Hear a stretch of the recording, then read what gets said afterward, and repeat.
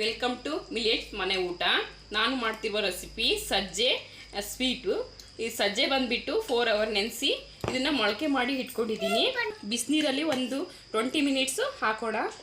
ಬನ್ನಿ, ಜಸ್ಟ್ ಒಂದು 10 ಮಿನಿಟ್ಸ್ ಇದ್ದರೆ ಸಾಕು, ಸ್ವಲ್ಪ ಮೆತ್ತಗಾಗುತ್ತೆ. ಮೊಳಕೆ ಆಲ್ರೆಡಿ ನೆನೆಸಿರೋದ್ರಿಂದ ಒಂದು 20 ಮಿನಿಟ್ಸ್ ಬೇಡ, ಒಂದು 10 ಮಿನಿಟ್ಸ್ ಇದ್ದರೂ ಸಾಕು. ಈಗ ಇದಕ್ಕೆ ಬೆಲ್ಲ ಹಾಕೋಣ. ಬನ್ನಿ, ಬೆಲ್ಲ ಬೇಕು ಅಂದರೆ ಕಡಿಮೆ ಹಾಕ್ಕೊಳ್ಳಿ, ಸ್ವಲ್ಪ ಸ್ವೀಟ್ ಇದ್ದರೆ ಚೆನ್ನಾಗಿರುತ್ತಿದ್ದು. ಮತ್ತು ಇದಕ್ಕೆ ಕಾಯಿ ಹಾಕೋಣ. ಈಗ ಇದನ್ನು ಫುಲ್ ಮಿಕ್ಸಿಂಗ್ ಮಾಡೋಣ.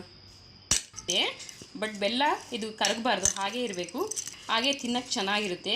ಈಗ ಇದು ಸಜ್ಜೆ ಸ್ವೀಟ್ ತಿನ್ನಲು ರೆಡಿಯಾಗಿದೆ. ಬನ್ನಿ ಸವಿಯೋಣ.